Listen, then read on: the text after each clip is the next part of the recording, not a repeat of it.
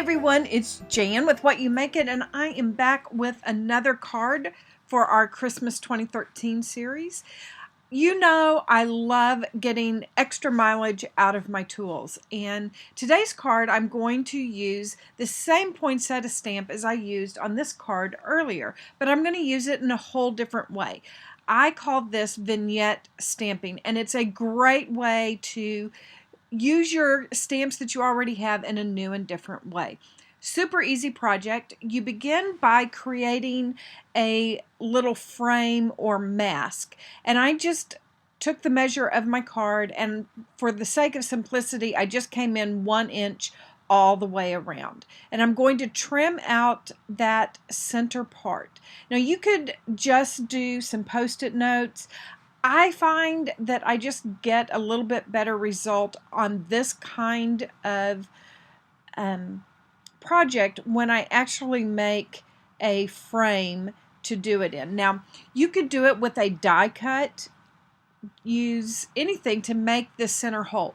Today, just for simplicity's sake, I'm doing it just I'm making it just simply with a rectangle that I used an X-Acto knife to cut the center out with, and just snipping that off. And now I have my template, and I am going to take some temporary adhesive and put that on.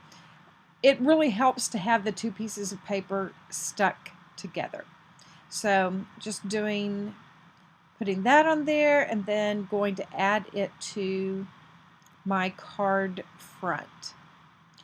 So today's card is really kind of one-dimensional, and it'll be a great one to create and send through the mail. So I'm using the larger image, and when you're filling a space, what you want to do is start with your larger images and put those down, and then you can fill in with the smaller images as well. And I wanted to make it go off of that or out beyond the frame.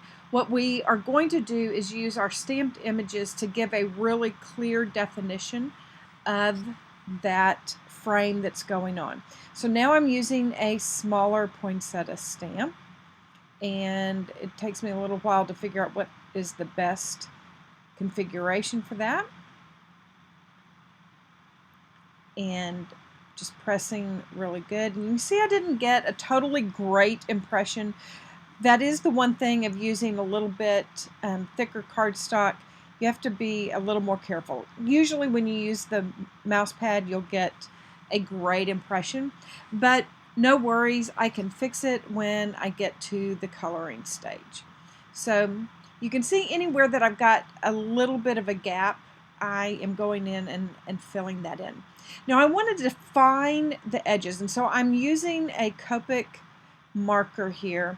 And the reason I'm doing that is I'm going to do some Copic coloring. If you are going to maybe use solid stamps for your vignette, you would not have to. You could use whatever marker or pen that you have available to you. But because I'm going to be doing some coloring, I went ahead and used my Copic marker, and I believe that's a 0.05. So now we have really cool vignette there, and I'm going to go ahead and stamp my sentiment. I try and get all my stamping done at the same time, and this is it just says Merry Christmas, but I love the combination of the two fonts, and it came from the same set from Paper Tray Ink, this Year of Flowers poinsettia. So I'm just using that to go in there. Now I want to color the background. Most times when I am doing some Copic coloring, I'm not doing backgrounds, but I want this to really, really pop. So I'm using some BG colors. I'm starting light and filling in, and I have found that I kind of do better when on doing a project like this if I start coloring back the background and move forward. So I will do the blues first, and then we'll go in with the leaves because those would be behind the the poinsettia. When you do a background, select a color that actually helps your image pop. And I am going to do my poinsettias in some kind of almost neon pink colors. Not totally neon, but bright pink. I've been kind of drawn to pink poinsettias on several different projects this season, so it doesn't surprise me that I decided I wanted to do that. And so this blue-green, if you look at the color wheel, it is going to be kind of opposite of pinks. So you will, if you look at the color wheel, if you take a background color or take what you're going to have your foreground image and find a color that is kind of opposite on the color wheel, you are most likely going to have a really great background to make your image pop. And so that's what I'm doing, adding a little shading, not spending super amount of time, just kind of laying it down and then going back and blending just a bit. I don't want to spend a lot of time on it, but I do want there to be contrast. That's one of those things that I have learned in doing Copic coloring that really makes a good image look great, is for there to be good contrast. And so I have gotten to the point where even though I think I've got it all blended really well, I go back and add just a little bit extra of either a dark or a light, because that is the thing that gives the eye that visual contrast. So I didn't really have a color that was in between, and so I'm using the light pen, touching it to the darker ink and bringing that in, and that just helps me blend out and yet keep that contrast. So here's a little tip. I chose some colors that were not all in the same blending family. I have some R's, I have some RVs, and even those are in different numbers. Like I've got R43 and R56 and R85. So I've created this little swatch that I can use as a visual reference to kind of figure my lights and darks. Great idea if you're trying to mix colors that you might not normally use. Now I'm going to go in here with my YG23 and I'm just going to lay down some color. Like I said, I'm starting with my background and I'm moving forward, and the leaves are behind the poinsettias, and so that's the next thing I'm going to color.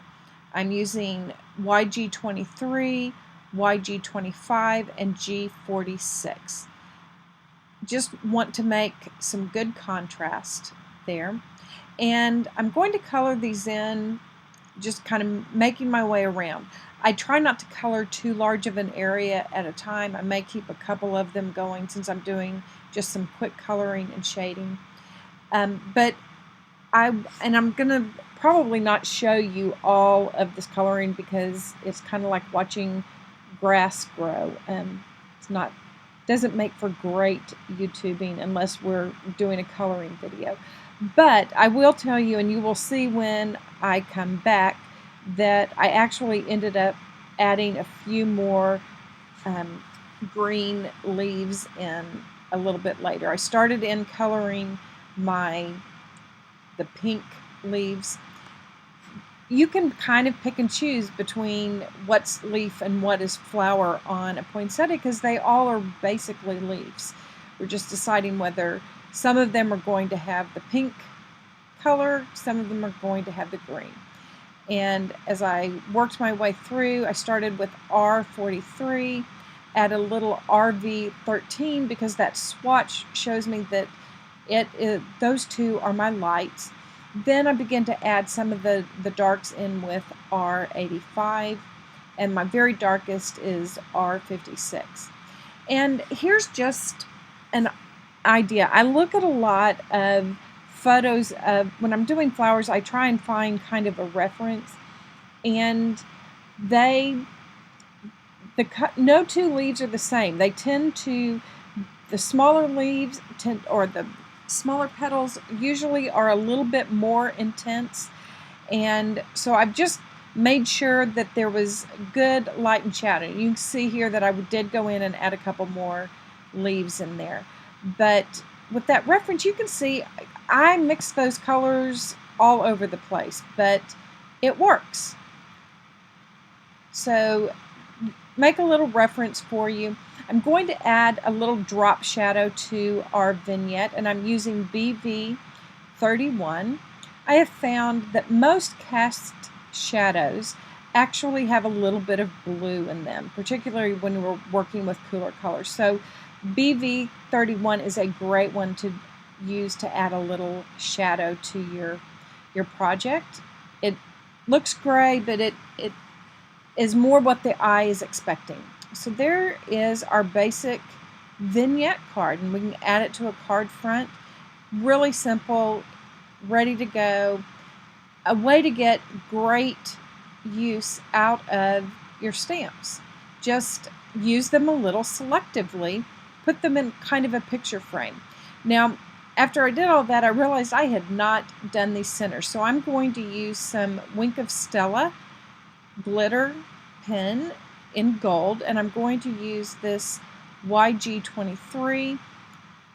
Poinsettias typically have a little bit of a greenish tint to their center, so I'm just making some dots with the YG23, and then I'm going back in with the gold Wink of Stella, because you know me, it isn't a Jann project unless there's a little shimmer on it.